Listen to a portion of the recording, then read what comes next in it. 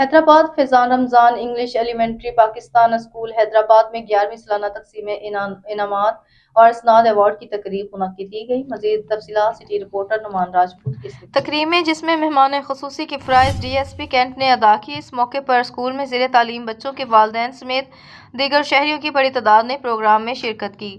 Programme میں school کے روح رواں صوفی عمر دراز پاکستانی نے مہمانوں کا شکریہ ادا کیا۔ تقریب میں اسکول میں زیر تعلیم 300 بچوں کو بہتر کارکردگی پر اسناد، میڈل اور پہلی، دوسری اور تیسری پوزیشن حاصل کرنے پر ایوارڈ بھی دیے گئے۔ بچوں نے اس موقع پر ملک پاکستان، افواج پاکستان کی لازوال قربانیوں پر مبنی تقاریر اور مختلف ٹیبلوز بھی پیش کیے، جنہیں سامعین نے خوب سراہا اور بچوں کی حوصلہ افزائی بھی کی۔